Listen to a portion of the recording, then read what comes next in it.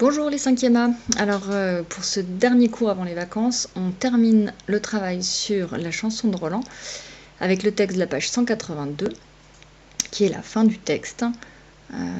Alors pas tout à fait mais presque. Et ce qui devait arriver arriva, c'est-à-dire que comme l'arrière-garde de Charlemagne était vraiment en infériorité numérique, ils vont perdre ce combat et Roland, après s'être longuement démené et avoir tué des centaines d'ennemis, comme on l'a vu dans le texte précédent, va finir par succomber à ses blessures. Donc vous avez ici des extraits, les laisses 171, 175, 176, donc là c'est vraiment la fin du texte. Alors je vais vous le lire, vous le prenez, page 182. Et puis je vais vous demander après de travailler seulement 2 questions pour justement comprendre l'essentiel de ce texte-là.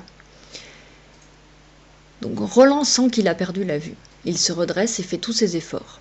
Son visage a perdu sa couleur. Devant lui, il y a une roche grise. Il y frappe 10 coups de chagrin et de dépit. L'acier grince, mais il ne se brise ni ne s'ébrèche. « Ah, dit le comte, Sainte Marie, aide-moi. Ah, Durandal, ma bonne épée, quel malheur pour vous. Puisque je suis perdu, de vous je perds la charge.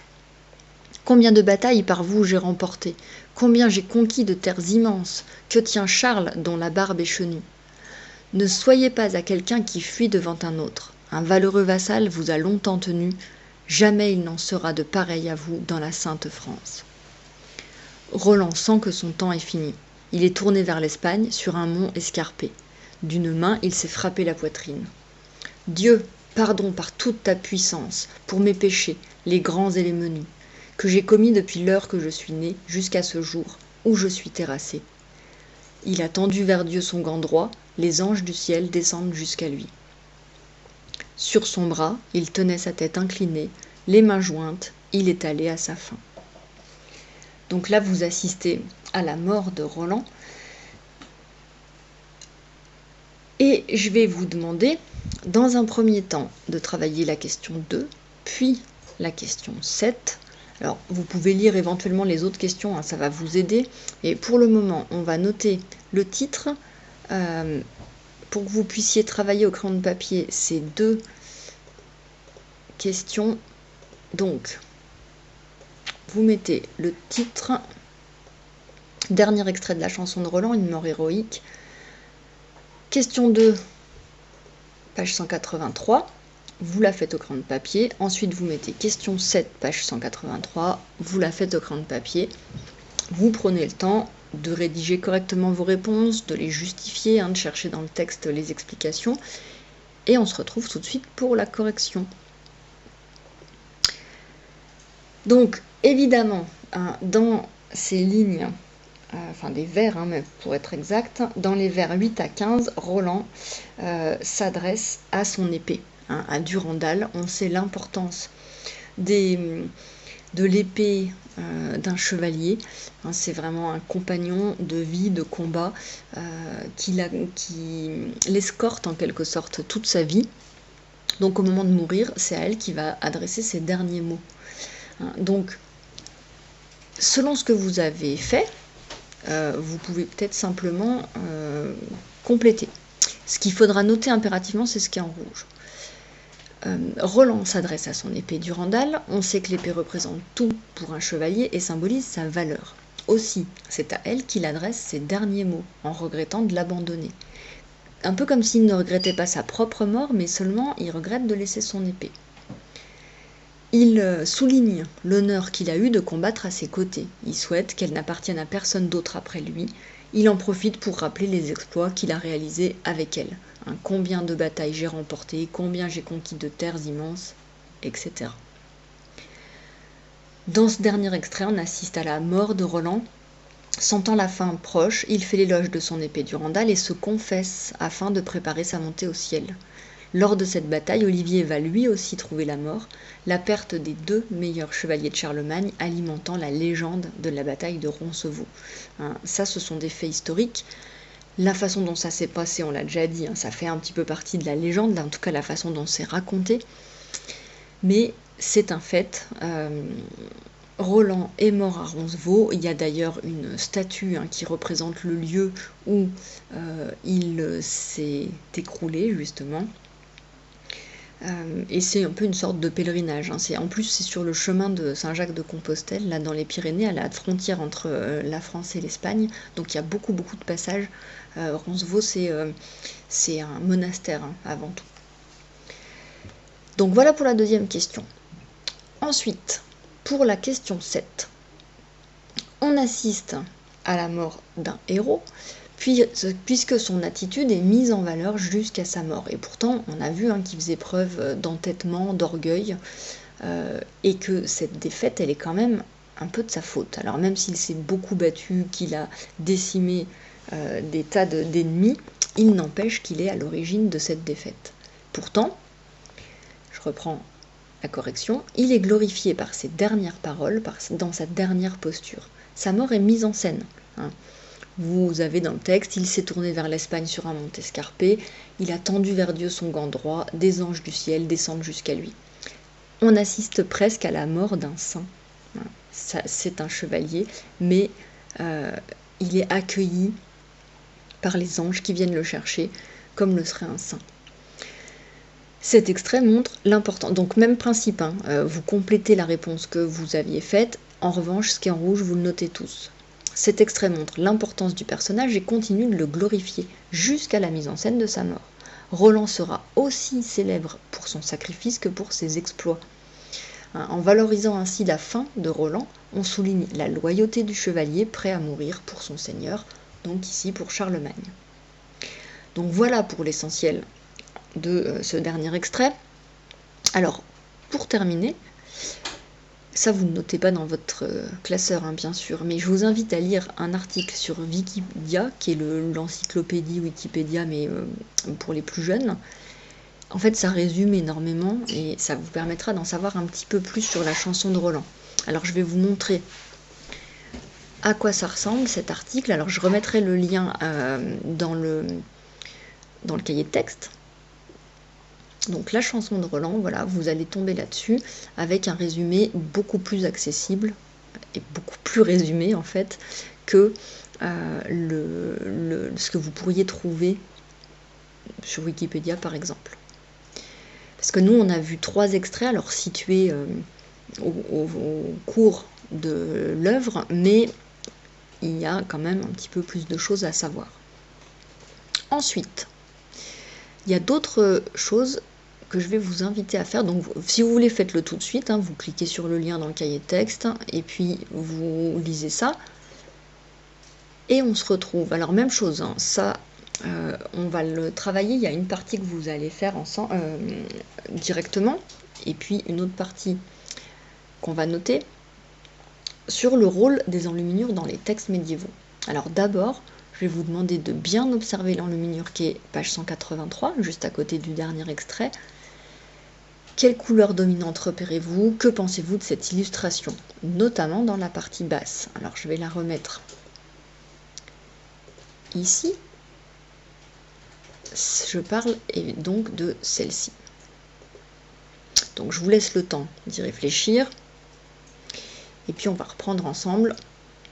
Donc évidemment, ce qu'on repère, donc c'est les enluminures, c'est toutes les illustrations qui accompagnent les textes médiévaux.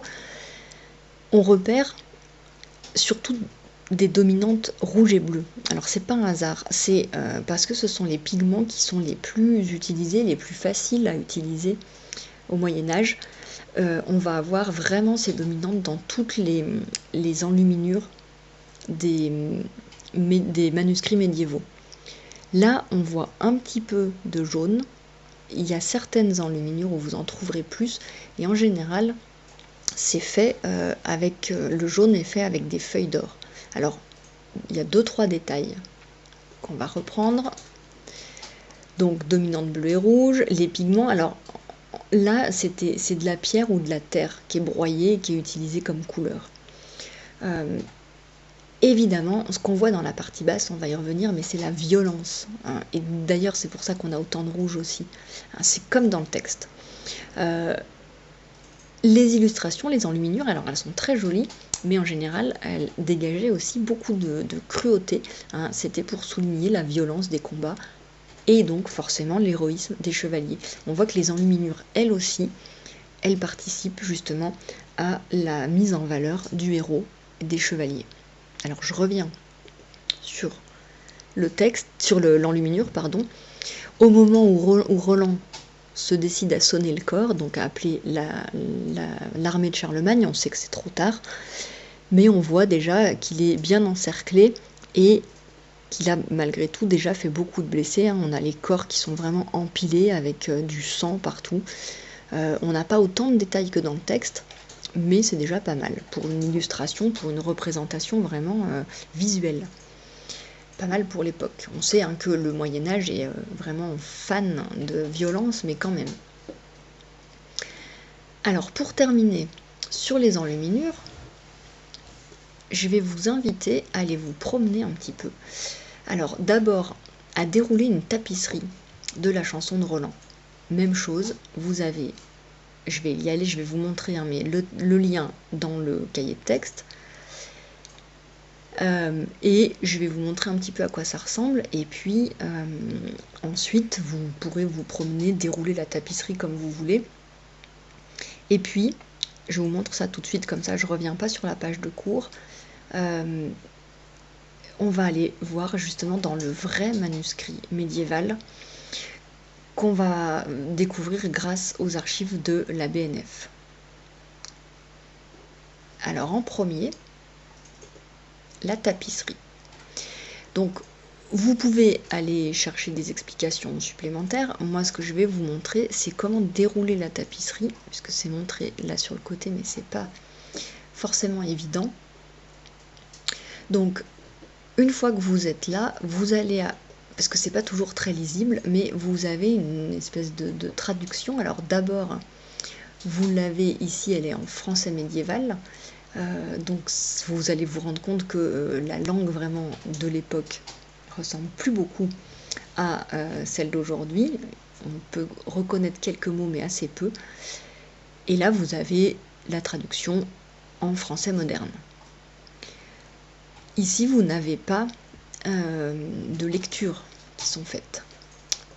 Mais donc vous avez tout un tas de choses et vous allez pouvoir voir des détails, hein. Donc là, vous avez tout le texte. Alors là, c'est l'inverse. Pour lire le texte en français moderne, vous l'avez ici. Vous cliquez dessus et si vous voulez comparer, ben non, vous ne pouvez pas le comparer. C'est marqué français médiéval, mais pourtant non. Donc voilà, vous avez à chaque fois le détail qui raconte les scènes qui sont représentées sur cette tapisserie.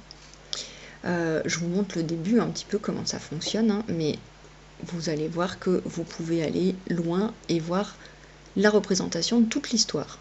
Ah, alors, moi sur mon ordi, il faut que je déroule un petit peu en bas pour pouvoir avoir cet onglet là déroulé.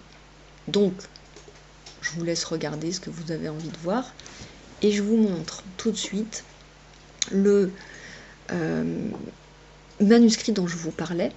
Alors, l'intérêt de la BNF, c'est qu'il y a beaucoup de choses en ligne. Alors, je vous avais parlé des expositions, mais il y a aussi plein de manuscrits qui ont été numérisés, et notamment un manuscrit de la chanson de Roland, un vrai manuscrit du Moyen-Âge, hein, donc un livre que on ne pourra jamais tenir dans nos mains, mais on a la possibilité quand même de le feuilleter.